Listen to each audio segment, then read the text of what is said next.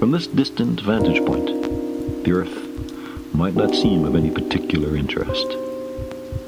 But for us, it's different. Consider again that dot. That's here. That's home. That's us. Here we were. On it, Very flawed human beings. everyone you love, With holes in our knowledge of all of these subjects. everyone you know, Building a cultural Noah's Ark. every human being who ever was, It was a chance to tell something of lived out what their life on lives. Earth was like. The aggregate of our joy and Beings of suffering. Perhaps Thousands of 1,000,000,000 confident religions, years from now. ideologies, and economic doctrines.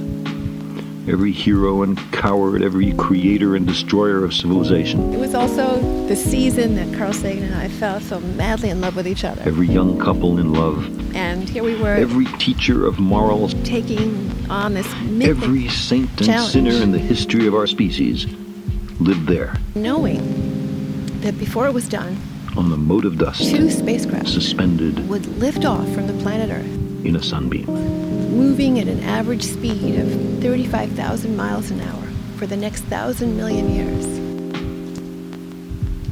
And on it would be a kiss. The Earth is a very small stage And it was a sacred undertaking because it was saying, in we a want to be vast citizens of the cosmic cosmos. We arena. want you to know about us. Think of the rivers of blood This piece, Flowing Streams, spilled so that in glory and triumph which was one of the oldest pieces of music, 2,500 years old, they could become the momentary masters of a fraction was the piece we should put of on a the dot. record. How frequent their misunderstandings, About the wonder of love how fervent their hatreds, and of being in love. our posturings, our imagined self-importance, the delusion that we have some privileged position in the universe, challenged by this point of pale light.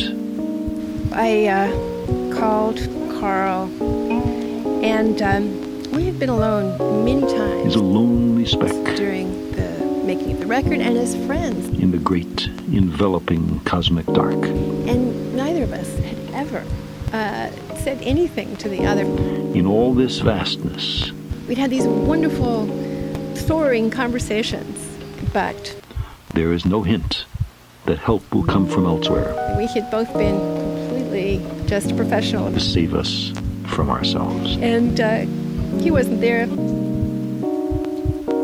Left a message. Phone rings. And I hear this wonderful voice. The Earth is where we make our stand. And he said, I get back to my hotel room and I find this message and it says, Annie called. The Earth is the only world known so far to harbor life. And I say to myself, There is nowhere else. why didn't you leave me this message 10 years ago? And my heart completely skipped a Than beat. this distant image of our tiny world. I can still remember it so perfectly. And I said, for keeps? And we had never kissed. We had never even had any kind of personal discussion before. We both hung up the phone, and I just screamed out loud. I remember it so well, because it was this great eureka moment. It was just like a scientific discovery. Part of my feeling about Voyager, obviously, and part of what I was feeling in the recording of my brain waves, my heart, my eyes, everything, in that meditation on the record. My brain waves and REM, every little sound that my body was making was recorded.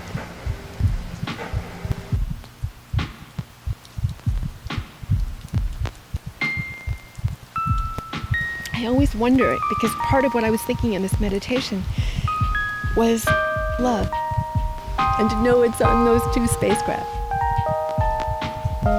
Even now, whenever I'm down, I'm thinking, but still they move, leaving our solar system for the great wide open sea of interstellar space.